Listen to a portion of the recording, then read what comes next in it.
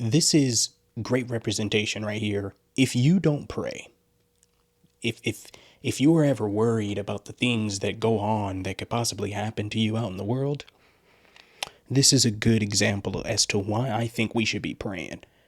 Because this gentleman here, you're getting ready to see, him and his family were literally protected from a direct attack, a demonic attack. And I mean, you think about it, they're just doing their own thing. They're not even worried about anything, just like many of us, just out in the world, enjoying ourselves, doing what we do, going about our normal days. But we can't forget to remember that there is an evil force out there that is literally trying to destroy each and every one of God's children. Let's get into this clip. Let's hear this story time of what this gentleman and his family experienced in their demonic attack. Let's get into this. Okay, guys, so I gotta tell this story. I was at the fair, me, my wife, and my daughter, okay? And my newborn son, my son was, I don't know, he was definitely less than a year old. Anyway, so I went to the fair, and I went to get to the concession stand. Me and my daughter, we went to get my wife something. And so I noticed when I came back, this big white guy, looked like he's about maybe 6'3", 6'4", kind of heavy set guy, looked kind of dingy. He was talking to somebody, and then as soon as I came back, he turned his attention to me. Now, I think I had my son at the time with me and in the stroller. So I came back, and he started talking to me. And I noticed, I said, something seems a little off about this guy, but I didn't say anything. So the guy, he starts talking to me, and I'm naturally, just a friendly guy. So I talk to people when I'm out in the streets a lot. So I talked to him, and then he starts telling me, he's like, oh, yeah, I applaud you for being a good dad and all this stuff. I see you taking care of your kids or whatever. I'm like, yeah, we're supposed to do that or whatever. So he was like, yeah, let me shake your hand. I just want to commend you. So I just, I shook his hand. I didn't want to be mean. I shook his hand, and me and my wife, we went off. Well, when I got home that night, I went and took a shower. After I took a shower, I got into the bed. And guys, I'm telling you now,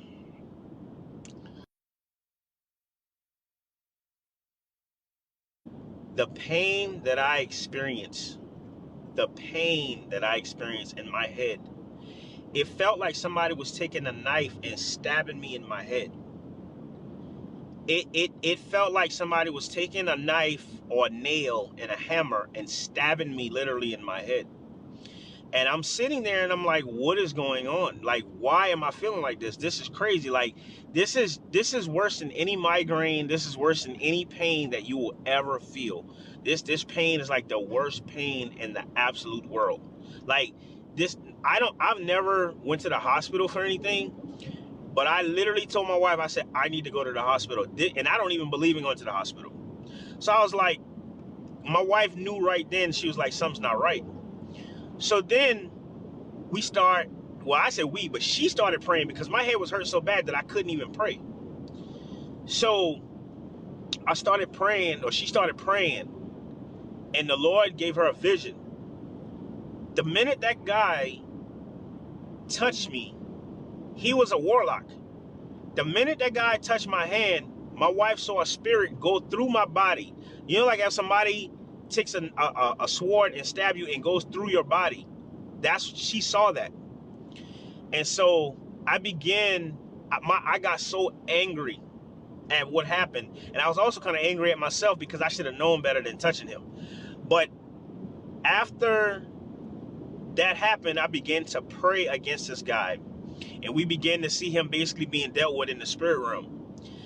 And I'm just telling you guys, like, I'm telling you now, I talked to one of my friends who was from Africa.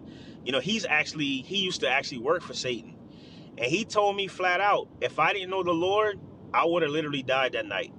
The only thing that saved me, because he said he has seen people die from witchcraft like this. I don't know, I forgot what he called it. But it's a thing where when they do that to you, when they touch you, the point of contact, you will literally die within like 3 hours, he told me. And that's about how many hours it took for me to feel this thing. It was about 3 hours later after I got home. So I want to say this. Don't be touching people. Don't be letting people touch your hand. Don't be letting people talk, let me shake your hand. You know what I'm saying? No. Because when you lay hands on people, if they're wicked, it's a point of contact and they can literally kill you. You think this is a joke? This is not a joke. It's not a joke. And a lot of people out here are not saved and they thinking they can just do whatever they want to do, but you cannot do that.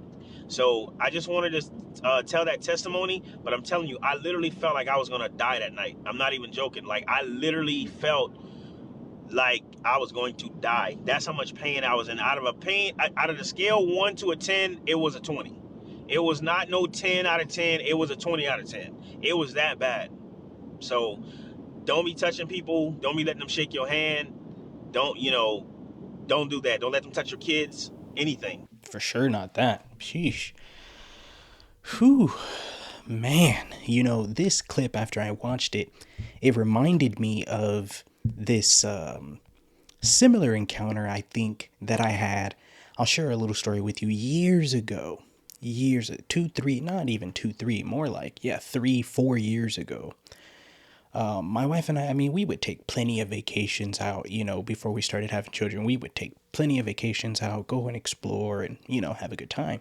And one of the places that, whether it was a birthday, an anniversary, or whatever, that I really enjoyed going to was Vegas.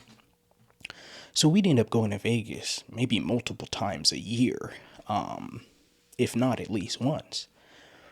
One time particularly, we go to Vegas, and we're doing what we normally do. I mean, I know it's Sin City, before people start trying to come for me. But we weren't really doing any of that stuff. We really liked going because it wasn't too far of a drive from where we're at, and good food places, nice relaxation, and honestly, it's affordable. The trip really doesn't break the bank. So we go one particular time and we're enjoying ourselves. You get to walk around and kind of just see so many different things. You're kind of just there for the experience, if you will. So we're walking around, going through one of the strip areas, walking down where they kind of have all the shops and everything. And we're walking down. There's so many people. You have the little kiosks on the side, and you have all these people offering things that you can purchase, whether it be drinks, whether it be some sort of like a souvenir, whatever the case may be. So we're walking down this road, and as we're walking down this road, I mean, there's so many people. My wife is next to me, and I'm there, and we're walking, and I'm kind of walking, and I walk pretty much right into this gentleman, one of the gentlemen who are on that same street selling things. They're selling items. So as I'm walking, you got normal like hand sway movements. As I'm walking, my hands are just normally swaying. So I kind of get next to this guy who's right in front of us, and as I lift my hand out, it's weird. I don't know how it happened. It's almost as though, like, as I lifted my hand, he just put these bracelets on me. He just put them on my hand. Just put them there. And I was so allured because it was like, wow, not only did he pick something that was kind of my style, but you actually went with colors and tones that matched my skin. So this looks like a nice bracelet that I can literally just wear all the time, no matter what, because it just blends in very well.